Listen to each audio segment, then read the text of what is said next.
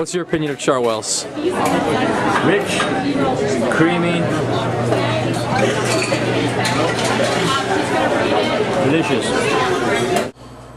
I think in general, the opinion of Chartwell's is pretty low on campus. Is there anything better? I say no. It's really simple, and they just don't care too much about the food that they make. This chicken is really good. I think people sort of feel that like the quality and the selection and the prices are all like unfair and high. Just kidding. This chicken is probably grade F meat. This fruit's probably been here, chopped up for, I don't know, 3 weeks. We didn't have water for like a whole week. We're all gonna die, man. Hal, Ebbett. I think it's actually Trinity's fault more than it is Chartwell's, because at the end of the day, Chartwell's is just a corporation, like, and they're profit-seeking like any other corporation. And so, although I don't really agree with the policies, I can certainly see that from their perspective, like, it's beneficial because it allows them to make more money.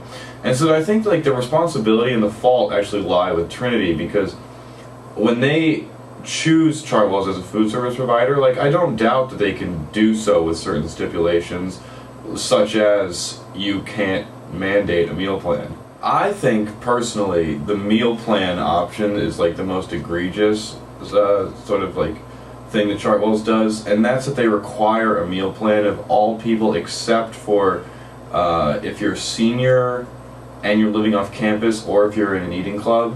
And so basically what that does is that not only do they have a monopoly already because they're the only food service provider, but you're forced to support the monopoly. The logic behind it, I think, or sort of as it was explained to me, is that it's meant to help students, because maybe people who think that they don't need a meal plan really do, and halfway through the semester they're caught like making their own food or like not making their own food, and that and I see that to a certain degree, but I think that if you just required a meal plan of freshmen, that would suffice, because by the time you're a sophomore in college, you have a good sense of whether or not you can prepare your own food.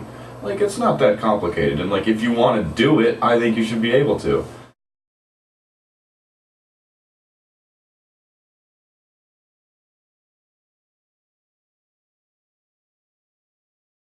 My name is Nene Villegas. I'm one of the lead stewards here.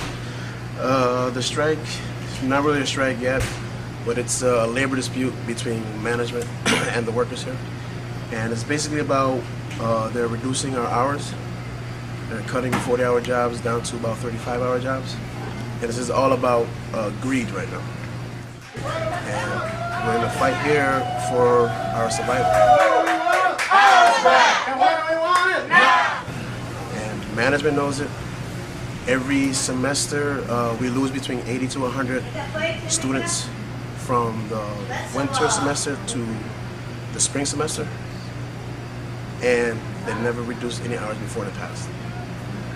So we're making a stand.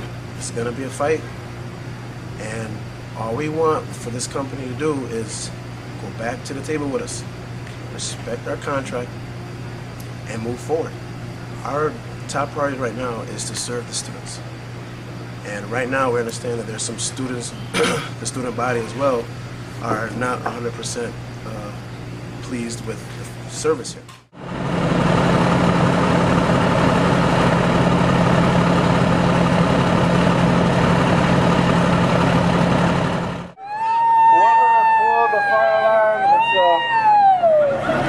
Unfortunate. For the fire alarm, is very unfortunate that happened. We want to make sure that everyone comes out of the building safely. We are here united as one in support of the Trinity student body, the Trinity students.